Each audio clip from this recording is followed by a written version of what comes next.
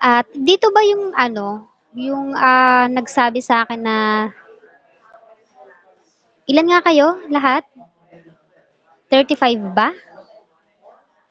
Bale, ma'am, may mali po pala dun sa naibigay ko po sa inyong list. Ano po, Okay. 33 lang po, 33. 33. Pero ang nasa faculty portal ko ay ano, 31 lang kayo. So sino yung hindi enroll? Baka po yung may dalawa po kasing naligaw, pero sa amin po sumama. Mga hindi daw po napansin na iba pong iba pong block yung na-enrollan nila. Meron po. Pero ako pa rin yung lecturer na nakalagay sa portal nila. Hindi po. Ay, sino yung nakalagay? Kasi kung hindi ako ang lecturer, kahit umattend kayo sa akin ngayon, hindi man ako magbibigay ng grade, kundi yung nasa portal nyo. Sino yun? Sino yung dalawa? Si Nandito ba sila? wait lang. Wait lang po, wait lang.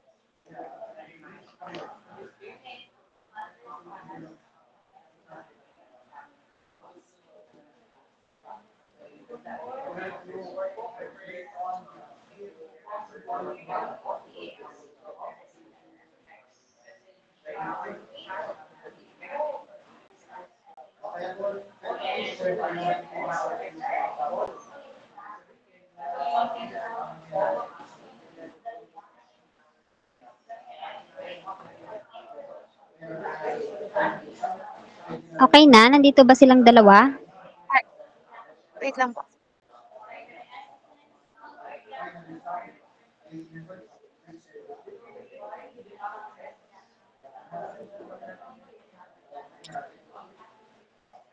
Parang wala po.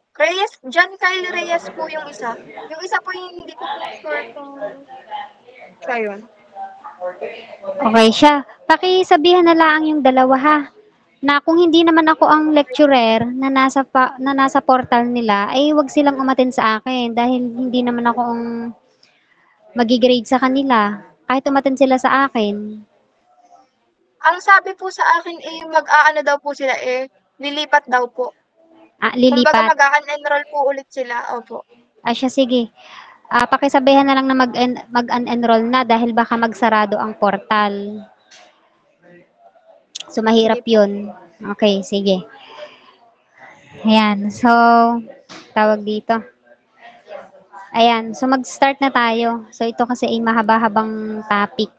No? So, unang topic natin ay Filipino bilang larangan, Filipino sa iba't ibang larangan. Ano? Yan. So, ito yung tungkol sa pag-aaral ng wikang Filipino bilang wika at larangan. So tatalakayin natin dito yung mga kumbaga maikling kasaysayan ng wikang Filipino. Gayon din yung mga pagyabong at pag-unlad. So bibigyan diin natin dito yung mga mahahalagang papel na ginampanan ng wikang Filipino bilang wika ng bansa at bilang wika sa agham, siyensya, politika, lipunan, matematika at iba pa. No, so iisa-isahin natin yan. Ayan. So kapag sinabi nating larangan, yan, so sa salitang Ingles ay field of knowledge, areas of sphere. So ito yung particular na sangay ng pag-aaral o karera ng isang aktibidad o interes. No? Yan. So ano ba yung tatlong uri ng larangan ng wika? Yan. So isa-isahin natin yan. So una na muna dito ay yung di mahalagang larangan ng wika o yung non-controlling domain of language, NCD. So dito, tumutukoy ito sa aspeto ng wika na hindi direktang nakakaapekto sa pagbuo o kontrol ng mga estruktura ng wika. So tulad ng grammar o syntax. So sa madaling salita, ito yung bahagi ng wika na maaaring gamitin sa kahit anong wika. So hindi nakatali sa partikular na mga alituntunin ng isang tiyak na wika. No? So halimbawa, so yung mga ang mga pangkaraniwang ideya, yung mga saloobin at kaisipan na ipinapahayag gamit ang wika ay bahagi ng di mahalagang larangan ng wika o non-controlling domain of language. So yung mga konsepto tulad ng pagpapahayag ng emosyon, ideya o karanasan ay maaaring iangkop sa anumang wika kahit na magkakaiba no yung kanilang mga estruktura. Yan. Sunod naman ay ang medyo mahalagang larangan ng wika o yung semi-controlling domain of language. So dito naman ay tumutukoy naman ito sa mga aspeto ng wika na hindi kinakailangang mahigpit, no, na kontrolado o nasusubaybayan sa lahat ng oras. Ngunit mahalaga pa rin sa pang-araw-araw na komunikasyon. So sa madaling salita, so ito yung mga larangan naman na kung saan ang pagsusulat o paggamit nga ng wika ay hindi ganap na sapilitan. Ngunit, syempre may mahalagang papel sa pagpapahayag ng ideya o pagbuo ng relasyon. So, ang halimbawa dito ng medyo mahalagang larangan ng wika ay ang personal na liham, no, yung mga casual na pag-uusap, no, at mga social media post. Yan. So, ito yung mga pangkaraniwang halimbawa. Ano. So, sa mga larangang ito, so ang pagsusulat o pagsasalita ay hindi kasing formal, no, at mahigpit ano tulad ng mga sa mga legal na dokumento o akademikong sulatin. Ngunit, yun nga, nagbibigay pa rin ito ng oportunidad para sa personal na ekspresyon, no, at komunikasyon. So, kayo ay mag-jot down kayo ha sa mga sinasabi ko dahil hindi lahat, pag nagpapa-exam ako ha, hindi lahat ng nasa PowerPoint na nakikita nyo ay kasama sa exam. So, kalimitan na isinasama ko sa ating sa examination ay yung mga sinasabi ko. So kayo ha, mag-jot down kayo. So yun, so yun yung halimbawa. So yan, tatandaan nyo sa konteksto ng wika, so nagpapakita ito ng kahalagahan ng flexibility at pagkamalikhain sa paggamit ng wika para sa iba't ibang layunin kahit na hindi ito laging sumusunod nga sa mga tiyak na tuntunin o formal na struktura, no? Yan. So yun ang medyo mahalagang larangan ng wika. Sunod naman ay ang mahalagang larangan ng wika.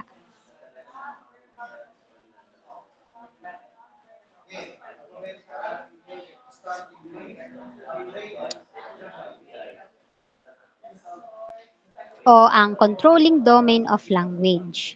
Yan. So dito naman, tumutukoy naman ito sa mga larangan na kung saan mahalaga ang wastong paggamit ng wika para sa maayos na komunikasyon at pag-unlad. So dito naman, kasama sa mga larangang ito, yung sa edukasyon, agham, teknolohiya, at iba pang professional na disiplina na nangangailangan ng mataas na antas ng pagbasa at pagsulat. So ang wika na ginagamit sa mga larangang ito ay kilala nga bilang learned language o ang wika na nangangailangan ng intelektualisasyon na nangangahulugang ito ay mas pinagyayaman, no, at mas pinasasailalim sa mas mataas na antas ng pag-aaral at kaalaman, no? So sa kontekstong Filipino, so mahalagang bigyan pansin natin yung pag-unlad ng wika sa mga ganitong larangan upang mapanatili nga ang integridad, no, at kalidad ng komunikasyon sa mga professional na aspeto. So yung mga intelektualisasyon ng wikang Filipino ay naglalayong mapaunlad ito sa pamamagitan nga ng paglikha ng mga akdang pampananaliksik, mga technical na dokumento, no, at iba pang ng pagsulat na makatutulong sa pag-unlad ng iba't ibang disiplina. So sa ganitong paraan, maitataguyod natin ang wika sa larangan ng kaalaman at masiguro ang epektibong pag-unlad, no, sa bansa, no, sa ating bansa. Yan, so yun yung tatlong uri ng larangan ng wika. Yan. Sunod naman ay ang Filipino sa iba't ibang larangan. Ayan. Una, Filipino sa akademiko. Yan. So dito, sa akademikong konteksto, ang Filipino ay tinuturing na isang mahalagang larangan ng pag-aaral. So yung mga guro sa Filipino ay may malaking papel, kami mga guro sa Filipino ay talaga namang may malaking papel sa pagtuturo at pagpapalaganap ng pambansang wika. No? So ang layunin kasi namin ay tiyakin na ang Filipino ay mapagyaman at mapanatili. No? So hindi lamang sa pagsasalita, kundi pati na rin sa pagsusulat, sa panitikan, no? At iba pang anyo ng komunikasyon. So sa pamamagitan nga ng kanilang mga ng inyong mga aralin, ng mga aktibidad at pagsasanay na ginagawa ninyo, so tinutulungan namin kayo, no, kayong mga estudyante na mas maunawaan at mapahalagahan ang sariling wika na siyang susi no sa pagpapanatili no ng kultural na identidad no at kasaysayan ng ating bansa. Yan. So 'yun ang Filipino sa akademiko. So sunod naman ay Filipino sa medisina. Yan. So dito, sa larangan naman ng medisina, so syempre napakahalaga talaga ng papel ng pagkakaroon ng komprehensibong pag-unawa sa wika at kultura ng mga pasyente. So yung paggamit nga ng Filipino o anumang lokal na wika sa pakikipag-usap nga sa mga pasyente ay nagdadala ng maraming benepisyo. So ano ba yun? Una na dito ay yung mas malalim na pag-unawa. So, syempre, kapag ang isang doktor ay gumagamit ng wika na mas pamilyar nga sa pasyente, di ba? So, mas madali nilang nauunawaan yung mga medical na paliwanag at tagubilin, no? So, ang mas malinaw na komunikasyon ay, syempre, tumutulong nga sa pasyente na lubusang maunawaan yung kanilang kondisyon. So, hindi, kasi, di ba, alam naman natin, hindi naman lalo na kapag matatanda ang pasyente, di ba? So, dapat talaga ay ang gamit na wika ng doktor ay yung wika na talagang mauunawaan ng pasyente, no? So, sa wikang Filipino dapat ang gamit, no? Para mas maunawaan at maintindihan ng pasyente yung tagubilin ng doktor. Yan. Sunod, yun nga, pangalawa dito yung pagpapabuti ng pagsunod. So yung mga pasyente na naiintindihan yung kanilang mga medical na tagubilin ng maayos, ay mas malamang nasundin ang mga ito. So kasi, 'di ba merong mga ibang doktor na kapag kumbaga nagpapaliwanag sa pasyente ng mga tagubilin na gamit ay Ingles. So iba kasi ay hindi nila napapansin na wikang Ingles na pala yung nagagamit nila. So yung mga pasyente, tango lang yan ng tango, 'di ba? Kahit hindi naman nila naiintindihan. So nangyayari, hindi nasusunod yung tagubilin, lalong lumalala yung sakit. So kung ang doktor ay nakikipag-usap sa wika ng pasyente, so mas mataas ang posibilidad na ang pasyente ay susunod sa mga rekomendasyon tulad ng pag-inom ng gamot, pagsunod sa mga dietary restrictions o paggawa ng mga pagbabago sa kanilang pamumuhay, no? Sunod, pangatlo na ditong benepisyo ay yung pagbawas ng pagkabahala at pagkaduda. Ayan. So, ang pagkakaroon ng komunikasyon sa sariling wika ng pasyente ay makatutulong upang mabawasan ang kanilang pagkabahala at pagkaduda. So, kapag ang pasyente ay nagkakaroon ng ng pagkakataon na magtanong at makuha ang mga sagot sa isang wika na komportable sila, so mas nagiging tiwala sila no, sa kanilang paggamot at sa doktor. No? Ano pa ba? Magandang benepisyo is yung, mabuting relasyon. So yung kumbaga, ang pagtutok sa wika ng pasyente ay nagpapakita ng pagpapahalaga, no, at respeto sa kanilang kultura. So ito ay nagtataguyod nga ng mas magandang relasyon sa pagitan ng doktor at pasyente na nagreresulta sa mas bukas na komunikasyon at mas mataas na antas ng kooperasyon, no? Yun. So yun yung kahalagahan ng sa paggamit ng Filipino o anumang lokal na wika sa medisina, no? Yan. Sunod naman ay sa politika naman. Yan. Filipino sa politika. Yan. So, yan. So, di ba nga, nakasaad nga sa saligang batas ng 1987 ng Pilipinas ang paggamit ng Filipino bilang pambansang wika. No? Ang konstitusyong ito na ipinatupad noong, yun nga, 1987 ay nagsusulong, no, ng Filipino bilang pangunahing wika sa mga pangunahing ahensya ng gobyerno. So at ito rin ay naglalayong palaganapin ang paggamit nga ng Filipino sa iba't ibang larangan ng lipunan. No? So, syempre, pagdating sa politika, alam naman natin, sa nakikita naman natin, naririnig naman natin, pagdating sa mga politika, di ba yung mga tumatakbo, no, sa isang politika, so di ba ang mga kalimitang ginagamit talaga nila ay wikang Tagalog, ano, Filipino. Bakit? Kasi ang mas target kasi ng mga ganyan is yung mga matatanda eh. So dapat talaga na gamitin ay ang wikang Pilipino na kung saan ay mas mauunawaan talaga ng mga tao yung mga nais ipahayag ano ng bawat tatakbo, no? So kaya nasa batas talaga na mas kumbaga yung wikang pambansa ng Pilipinas ay Filipino. No, so ito ay nagbibigay diin sa paggamit ng Filipino sa mga opisyal na dokumento, batas at mga komunikasyon ng gobyerno. No, so napapanood din naman natin 'di ba sa loob ng sa gobyerno. No, so kapag sila may pagpupulong ano so kalimitan ay ang iba ay talaga Tagalog ang ginagamit ano.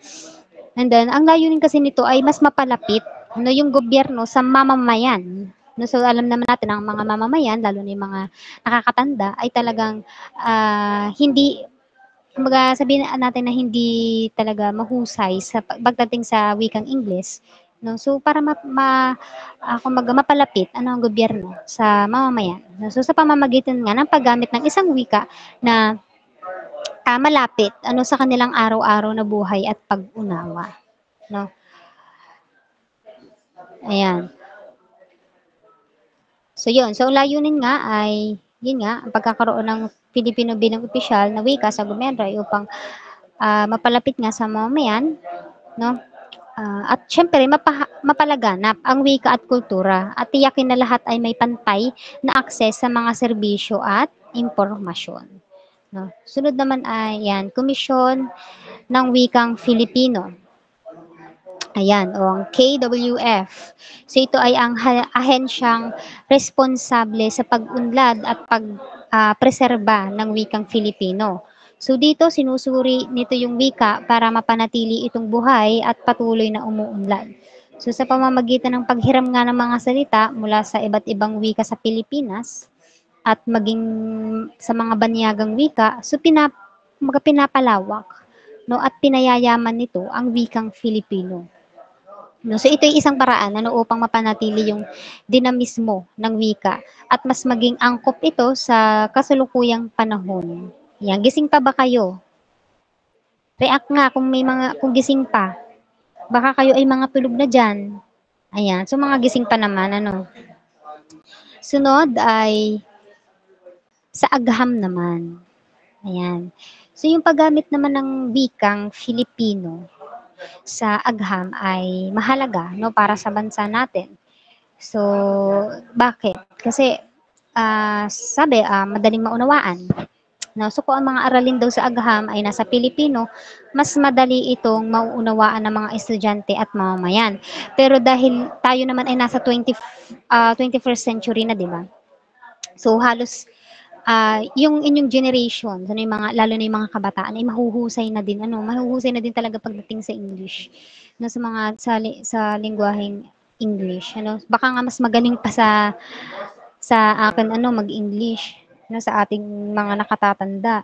No, yung mga bata ay magagaling na ano. So ang halimbawa daw yung mga salita tulad ng ekosistema, no?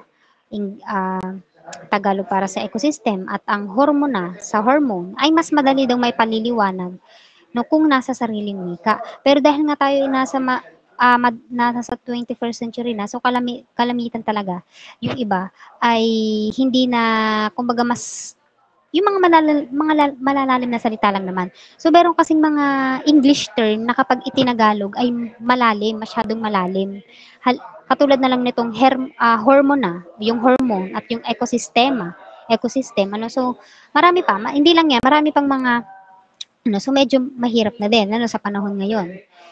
Pero kung sasanayin daw ay mas maigi ano.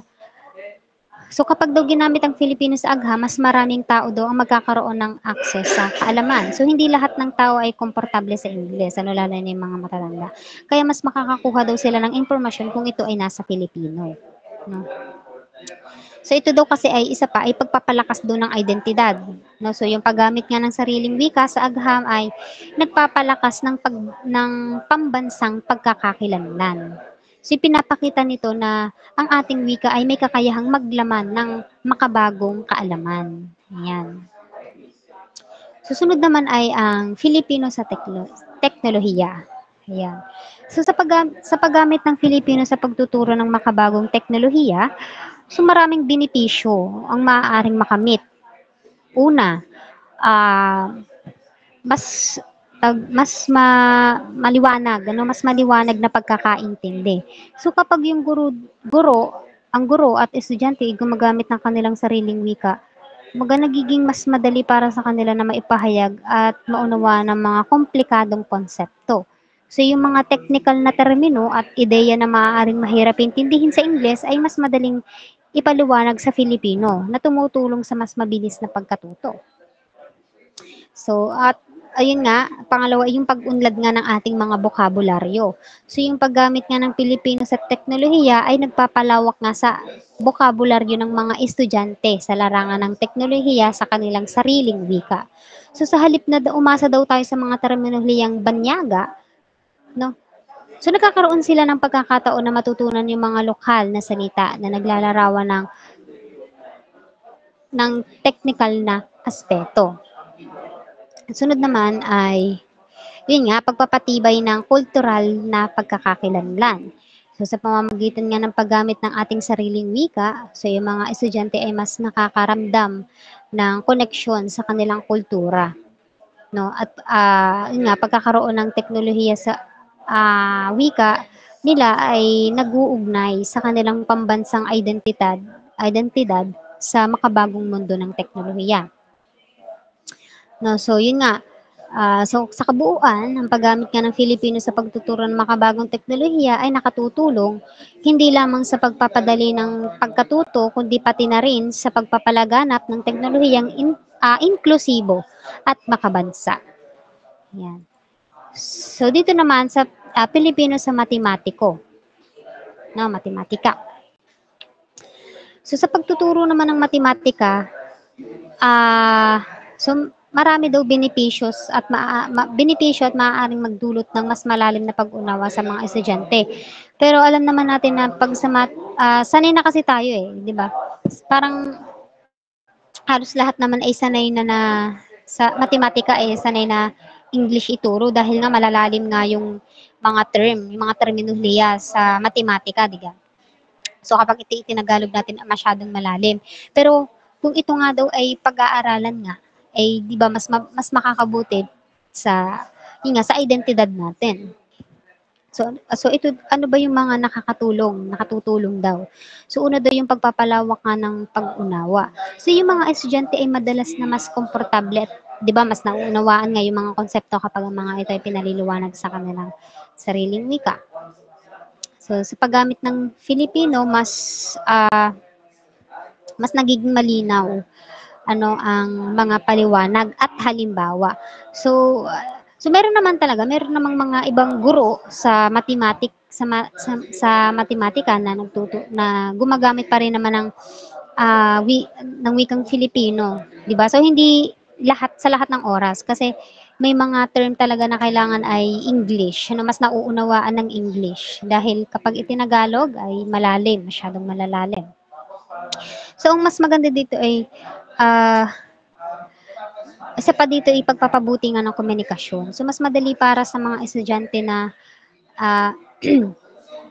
makipag-usap tungkol sa mga mathematical na problema at solusyon kung ang wika ng pagtuturo ay pamilyar sa kanila. So ito ay nagbibigay daan sa mas bukas na diskusyon at mas aktibong paglahok sa klase. So kasi 'di ba, may mga ilang estudyante na kapag 'di ba minsan pag ang guro ay nasimula ng English yung salita ay parang natatakot ng magtanong, no? Kasi hindi naman lahat ng estudyante ay mahuhusay sa wikang Ingles. So, sa paggamit daw sa wika na komportable tayo, so mas nagiging aktibo, no, sa paglahok sa klase, no. Um, Ayun. So, yun lang. So, sunod naman ay komersyo. Yan. Yung pag-aaral naman ng Pilipino sa konteksto ng komersyo ay nagbibigay ng maraming benepisyo. Yan. So, una daw yung sa pagpapalawak ng market reach. So, yung kakayahang makapag-usap sa Pilipino ay nagbibigay ng bentahe sa negosyo para makipag-ugnayan sa lokal na merkado sa Pilipinas na may malaking populasyon at lumalaking ekonomiya. Ano ba ang magandang aspeto? Yun, pag-unawa sa lokal na kultura. So, yung pag-alam nga sa wika at kultura ng mga Pilipino ay makatutulong sa sa mas epektibong pagbuo ng mga estratehiya sa marketing at sa komunikasyon na tumutok sa mga lokal na pangangailangan at kagustuhan. At isa pang magandang aspeto nga ay yung pagpapalakas nga ng relasyon sa mga kliyente at kasosyo. So, yung paggamit nga ng Filipino sa pakikipag-usap sa mga kliyente at kasosyo ay maaaring magpatibay ng tiwala at magbigay ng mas personal na koneksyon na makatutulong sa pagbuo ng matibay na relasyon sa negosyo. And then, sunod, ano pa ba? Yung pagpapabuti nga ng serbisyo sa customer. So, yung kakayahan na magbigay ng suporta sa Pilipino ay, yun nga, magpapalakas sa serbisyo sa customer, na nagre-resulta sa mas mataas na kasiyahan ng kliyente, at posibleng pagbuo na magandang reputasyon sa merkado, sa market. Yun. Sunod naman ay sa sining. Ayan. So, yung ang paggamit ng wikang Filipino sa mga sining ay hindi lamang nagpapahayag ng kultura, kundi nagsisilbing tulay sa mas malalim na pag-unawa at pagkakakilanlan. No? So, so ito ay, kumbaga, yung sining, ito ay pagpapahayag ng kultura at identidad. No? So, sa balagtasan, di ba? Ito ay isa sa mga pinakatanyag na anyo ng performance art sa Pilipinas, no? Ay ang yun nga, balagtasan. Isang anyo ng debate, na gumagamit ng tula. Sa balagtasan, ang mga tagapagsalita ay nagtatalo sa isang paksa sa pamamagitan ng masining na paggamit ng wika. So, yung paggamit ng Filipino sa balagtasan ay hindi lamang nagsisilbing medium ng debate, kundi pati na rin ng pagpapahayag ng mga opinyon at ideya na nakaangkla sa kulturang Pilipino. So, yung tula, sa tula naman, yung tula sa Filipino ay isang mahalagang bahagi nga ng panitikan at sining. So, yung mga makata ay gumagamit ng wika upang ipahayag ang kanilang damdamin, karanasan at pananaw. So, yung pagiging malaya sa wika ay nagbibigay daan sa kanila na lumikha ng mga tula na kumbaga na mayamang kultura at naglalaman ng lokal na color, karakter at pagkakakilanlan. So, sa sayaw naman, no, sining sa sayaw. So, sa larangan ng sayaw naman, lalo na sa mga traditional na anyo tulad ng tinikling, yung mga pandanggo sa ilaw at iba pa. So, ang wika ay may papel din sa pagpapahayag ng tema at emosyon ng sayaw. So, yung mga sayaw na ito ay kadalasang itinatanghal sa mga pagdiriwang at pista na gumagamit ng Filipino bilang bahagi ng mga naratibo o mensahe. Yan. So, yun, ang Filipino sa iba't ibang larangan. And then, sunod naman ay Filipino bilang wikang pangbansa. Yan. Okay. So, noong Disyembre 30, 1937, ipinahayag ni Pangulong Manuel L. Quezon na ang Tagalog ang magiging batayan kumbaga batayan ng bagong pambansang wika ng Pilipinas. So ayon nga sa saligang batas na ito ng isang batas ng 1935, ang Kongreso ay kailangang gumawa ng hakbang upang lumikha at paunlarin ang isang wikang pambansa mula sa mga umiiral na katutubong wika sa bansa. So pinili ang Tagalog dahil ito yung kumbaga malawak na ginagamit, 'di ba? Natin halos sa buong bansa. Ito yung malawak na ginagamit at tinatanggap, no? So ang layunin ay magkaroon ng isang wika na magagamit sa edukasyon, sa gobyerno at iba pang aspeto ng buhay sa bansa. No, habang kinikilala pa rin ng iba ang iba pang mga katutubong wika, no. Ayan. So narito ito naman yung mga pangyayari na kaugnay ng pagbuo na at pag-unlad ng wikang pambansa. No, so noong ika-1940, so ang isang mahalagang hakbang sa pagbuo ng wikang pambansa ay nangyari nang ang mga paaralan ay nagsimulang magturo nga ng wikang pambansa sa mga mag-aaral. So ang layunin ay yun nga, tawag dito, mapalaganap at mapalawak yung paggamit ng wikang pambansa sa buong bansa. So noong Hunyo ika-4 noong 1940, isang araw na binigyang diin. Ito yung isang araw na binigyang diin ang kahalagahan ng wikang pambansa sa pamamagitan nga ng isang opisyal na hakbang, ngunit hindi tiyak kung ano yung eksaktong pangyayari sa araw na ito. So maaari ito ay isang pagpupulong o pag-uusap tungkol sa pagpapalaganap ng wikang pambansa. At nung Hunyo ika-7 naman, isang araw din na maaaring kaugnay ng pagpapalawak nga o iba pang hakbang patungo sa pagpapaunlad ng wikang pambansa. Ngunit tulad nga noong Hunyo ika-4, maaaring ito ay isang bahagi ng mas malawak na proseso ng pag-unlad ng wika. Ayan. So noong ika-1900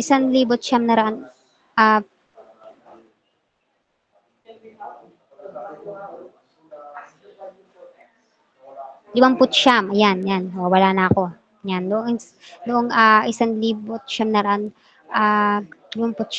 so ang kautosang pangkagawaran bilang ika-7 na ipinalabas nga ni Kalihim Jose B. Romero, kalihim ng edukasyon, ito, so nagbigay siya ng bagong pangalan sa wikang pambansa. Tinawag itong Pilipino, upang mapadali daw yung tawag sa wika at maiwasan nga ang mahahabang katawagan nga tulad ng wikang pambansang Pilipino o wikang batay sa Tagalog. So tinawag na itong Pilipino.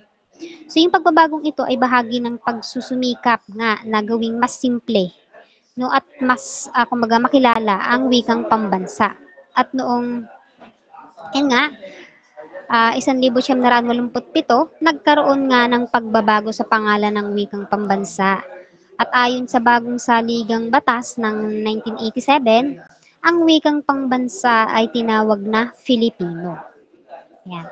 So yung pagbabagong ito ay naglalayong ipakita nga ang pag-unlad ng wika at mas magbigay diin sa pagiging inclusive nito.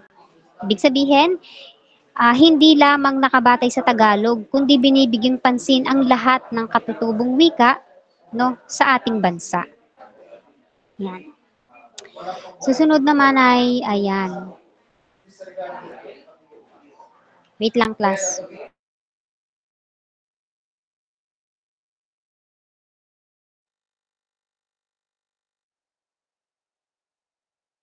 Okay.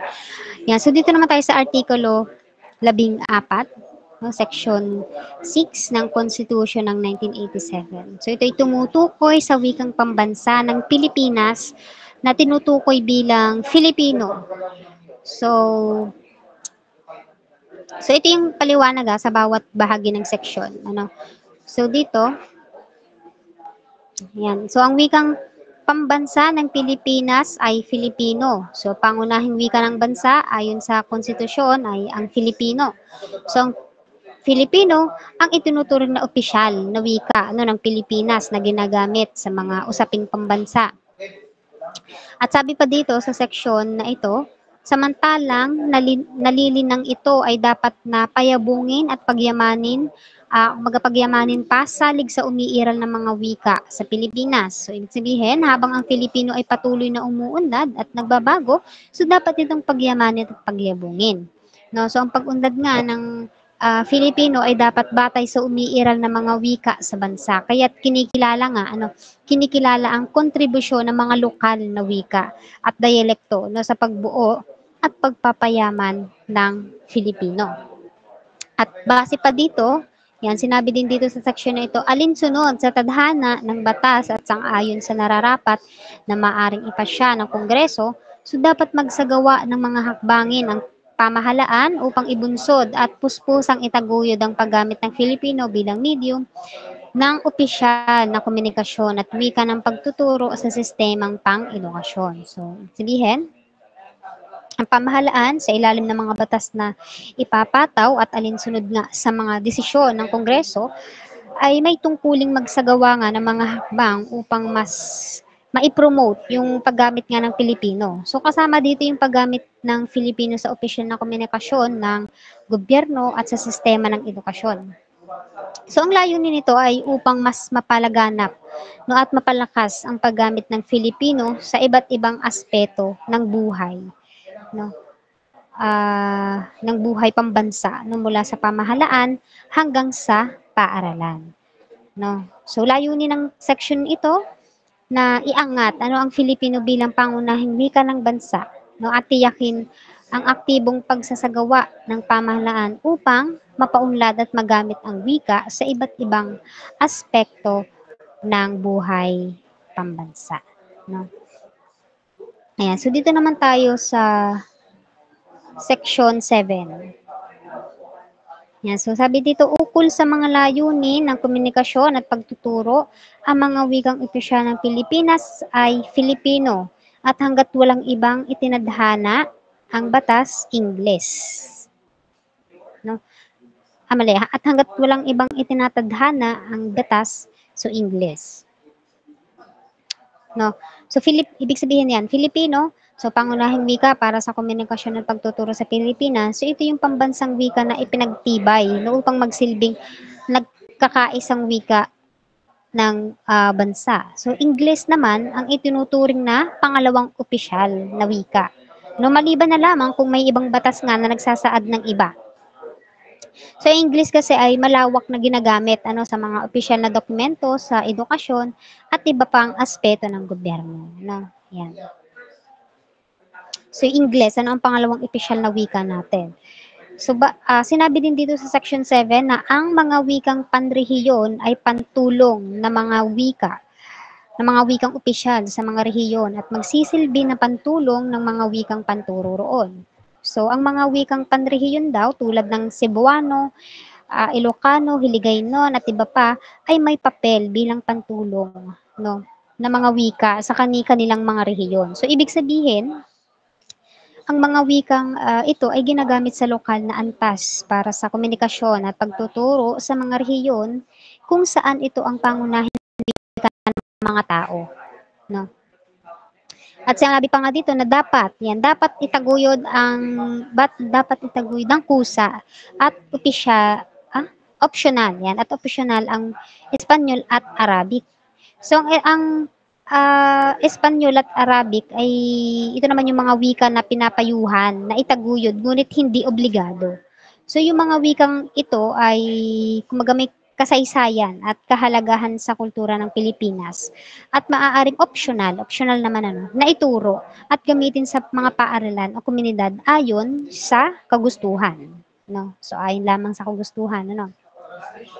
So dito naman sa section 9 at 8, yan, so isang lang to ha. So dito sa section na to, sa dalawang section na to, ito ay naglalayo naman na magbigay ng malawak na inklusibong diskarte sa pag-unlad ng wika sa bansa. So naglalayong ito na masiguro na ang lahat ng mga mamamayan nga ay may access sa mga pangunahing dokumento ng bansa sa wika na kanilang nauunawaan. So at itaguyod nga yung pagpapalaganap at pagpapabuti nga ng mga wika sa pamamagitan nga ng masusing pag-aaral at koordinasyon. Yan.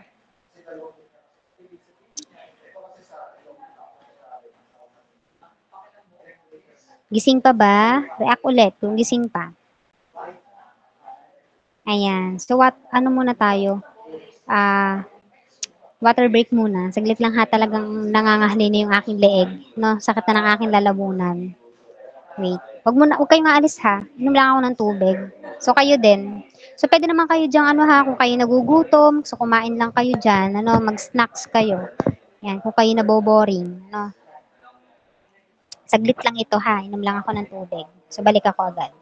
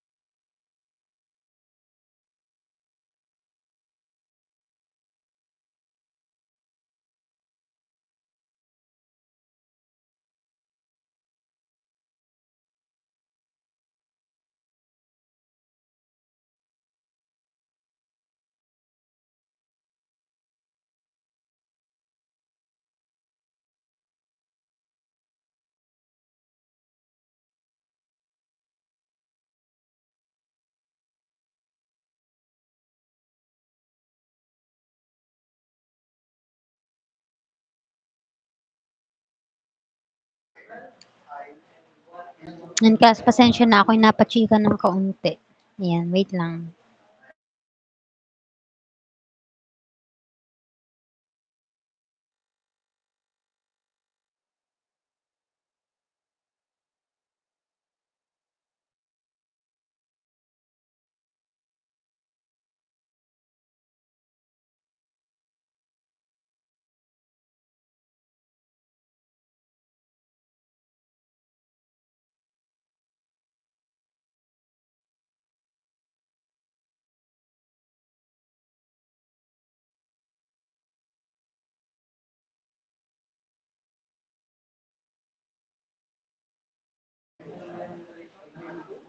Okay, react nga ulit class. Dito na ba ulit lahat?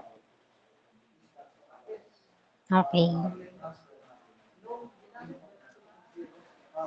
Yan, susunod tayo. So, dito na tayo sa Filipino bilang wika ng bayan at ng pananaliksik. So, base dito sa pahayag ah, ni Manuel L. Quezon, yan. So, hindi ko nais ang Kastila o Ingles ang maging wika ng pamahalaan. So, kailangang magkaroon ng sariling wika ang Pilipinas. So, isang wika na nakabatay sa isa sa mga katutubong wika. So, dito, kumbaga, naglalaman ito no, ng pananaw no, na ang Pilipinas ay dapat nga magkaroon ng sariling wika na nakabatay nga sa isang mga katutubong wika. So, sa halip na gamitin ang Kastila o Ingles. So, sa pamamagitan nga ng pagkakaroon ng sariling wika, maipapakita no, ang tunay na pagkakakilanlan ng ating bansa. No, mapapalakas ang kultura at magkakaroon ng higit na kontrol no, sa pamahalaan. So, yung ganitong hakbang ay naglalayong ipakita no, ang kasarinlan no, at pagpapahalaga sa sariling yaman ng wika at kultura. So, dito naman sa pahayag ni Dr. Pamela Constantino, so, ito naman ay pagpapakita ng mahalagang papel ng wika sa Pilipinas sa pagbuo ng kaayusan at pag-unlad ng lipunan. So, ang wika ay tumutulong sa pagkakaisa at pagkakakilanlan ng bansa, nagpapalaganap ng kaalaman at edukasyon, nagpapasigla ng kulturang lokal, nagpapalakas ng kaayusan sa gobyerno at nag-aambag sa ekonomiya. So, sa madaling salita, ang wika ay susi sa mas maayos at umuunlad na lipunan. Ayan. Hala, natapos pala natin. Ayan, tapos na. Tapos na pala, wakas na pala yun. Nakala ko'y mahaba pa. So, bale, napabilis. Mabilis ba ang aking pagdidiscuss? Mabilis ba yung aking salita? Mabilis ko yata magsalita. Nakasunod ba lahat? Baka kung hindi naiintindihan na, class. Imik kayo, Nick. Ako'y naiintindihan.